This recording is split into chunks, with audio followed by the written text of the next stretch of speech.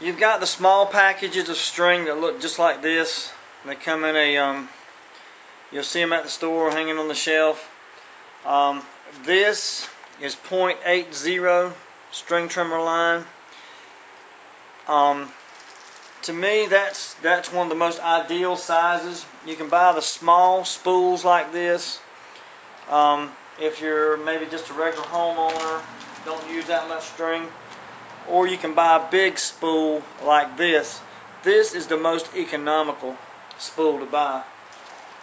My preference is the .80, and the reason I like .80 is I can wind a lot of the string into the head. I can get a lot of string in the head, and it doesn't.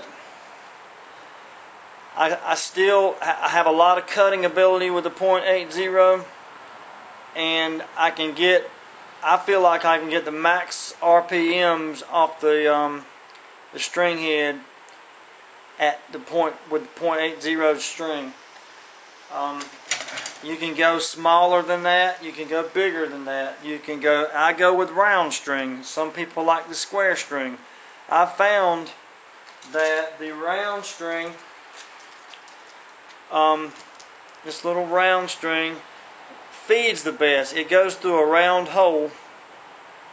I've tried different experiments with wire and cable and other things just to see how it would work on the Weadeater, and trust me, don't try it, don't waste your time. Cable, wire, those kind of things will hurt you, and they do not work very well.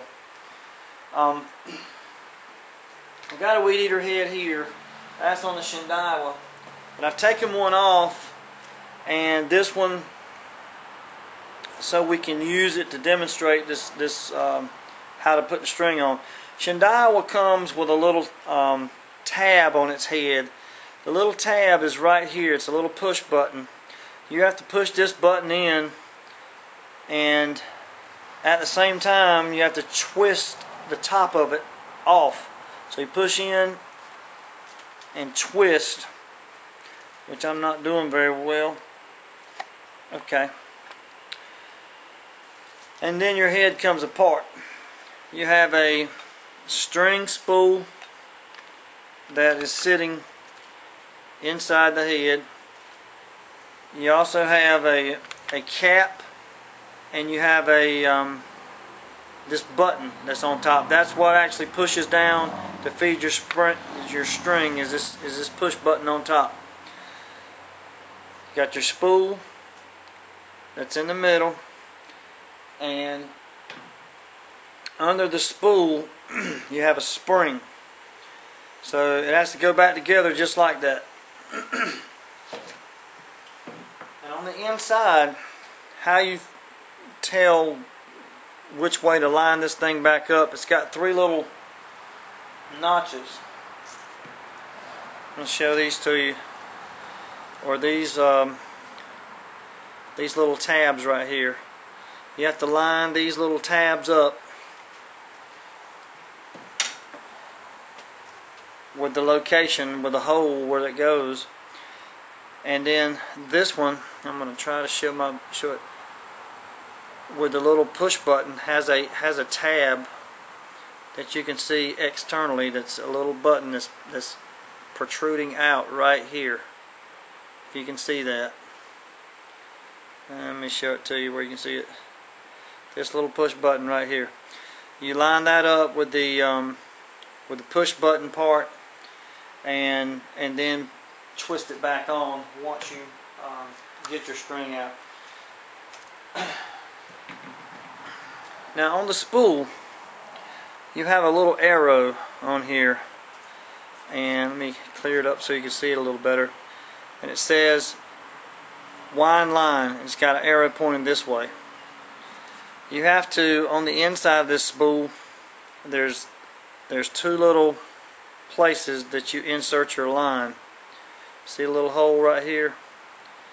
You have to put your line inside of this hole, and then you look at the arrow to see which way it says to wind your line, and then you fill up your spool.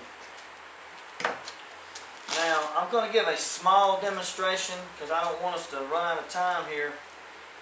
But in order to do this, we're just going to wind off enough line to fill up this spool. How much we need? You're going to need some wire cutters, maybe just some small cutters to cut your line. And when you cut your line, to keep it from spiraling out of control on you, it's got these little holes. Just put your line through and loop it through there so that it won't spiral out of control on you. Just loop it back through and tie a little spot off right there, because it'll unravel on you and you'll have a big mess. Okay. What you have to do to spool this line back up, you have to look on here and see which way your arrow is pointing. Put your line on the inside. You can see what I'm doing here. Put your line on the inside of the spool. And there's two places, because this is a double line feed. So we get both lines started at the same time, and how we do that, and we have to get them both started in the same direction at the same time. So, to do this and put it on a video is very interesting, to say the least. But we get both lines started at the same time, and we have to tighten. You have to give yourself a little bit of a tab here, so that, and pull it tight. Just make a little loop, pull it tight, and then start winding your line up. Make sure you keep it good and tight the whole time, and try to fill in the spool so that the lines don't overlap each other. There is no perfect way to do this. When you get down to the end of your line, you have to cut it again, because so I just cut it.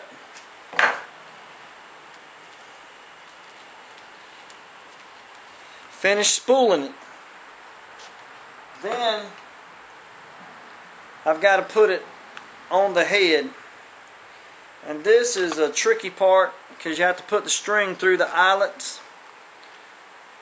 Some Weadeater heads are more easy to do than others. What I do, I just put one eyelet through, and it'll kind of stay in place. Then I put the other eyelet through.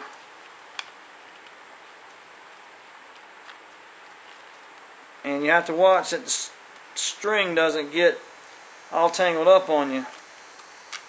So, and my little eyelet come out, so I got to put it back in, but my string is on it. So, alright, got my string on, and I pull it tight to make sure, and I have to look inside to make sure that all the string is on the spool, that none of the string is off the spool. Then I take my head, find my little tab, and find my little push button, which is right here, and counterclockwise my string is on my head.